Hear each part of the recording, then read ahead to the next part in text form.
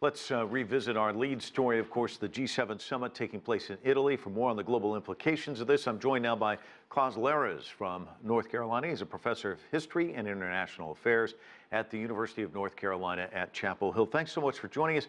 Let's talk about the Trump impact on things. European Council President Donald Tusk calling this the most challenging G7 summit in years. Talk to me about the differences here, because some people are saying they're very broad and deep as well. Yes, indeed. It has been quite a disastrous G7 summit so far. Already the NATO meeting in Brussels yesterday was most difficult, and Trump was very assertive, I would say, to put it mildly, and all the other European leaders were most annoyed, really. And the same has happened today at the G7 meeting. No agreements have been really entered into, and Trump proves to be very assertive. And that is quite something which is unusual for G7 meetings. Normally, the G7 leaders always try to put on a show of harmony. They agree on a final communique weeks in advance, and usually it's really to display Western strength and Western harmony. And this time round, this has not happened. And of course, you know, Trump is pushing his America First slogan, but he has to be careful that it's soon not America alone, because antagonizing his closest allies is, in my view, not a good idea. It's a dangerous strategy.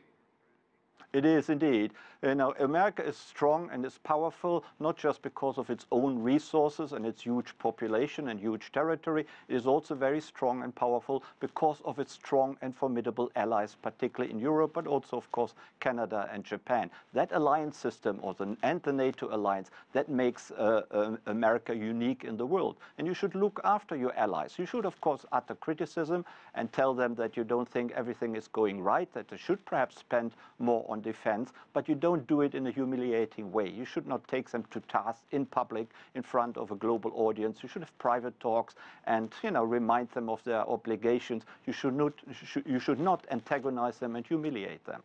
Let's talk about perhaps areas of agreement. Fighting terrorism, with the attack in Manchester, of course, still in the headlines, the violence in Syria continuing. Is this an area where they can all come together?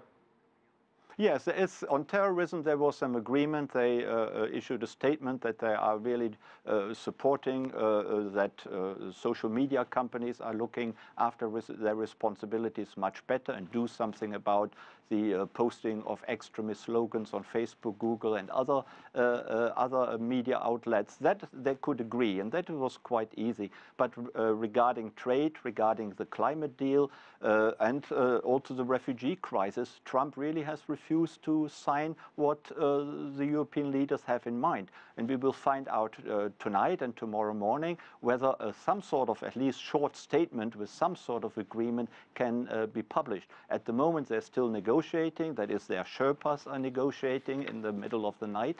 And we will find out if some sort of agreement has been reached. But as you know, Trump has been very critical particularly regarding European trade policies. He singled out the Germans and said the Germans are bad boys. They should not behave as they do. They have a huge export surplus, and that export surplus needs to be reined in. So he singled out the Germans, one of the closest American allies. And of course, Mrs. Merkel, the Chancellor, was less than pleased. And apparently, she has had a private talk with Trump, and apparently an expert group has now been set up in which the Americans and the Germans will talk about their mutual trade disagreements and hopefully arrive at some sort of solution.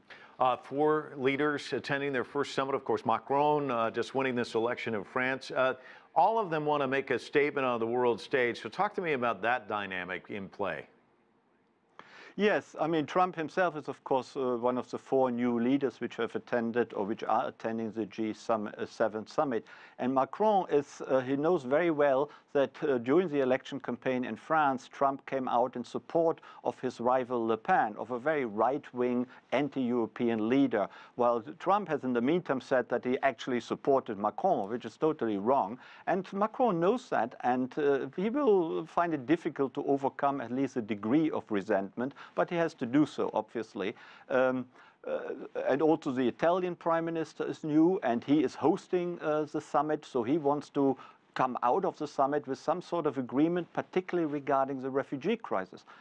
Italy is suffering the most from the waves of refugees, which have particularly hit Italy very badly because of its geographical position. And that is one reason why the summit is being held in Sicily, to show the leaders how close Sicily is to Libya and to Syria and to other trouble spots in the world, and that Italy needs the support of all the other G7 leaders to resolve the refugee crisis. And the Italians have proposed a so-called refugee package, but Trump has actually shot that down. Whether some agreement can still be achieved, we will have to see. All right, well, we're going to have to leave it there. Thanks so much for your analysis. Appreciate it.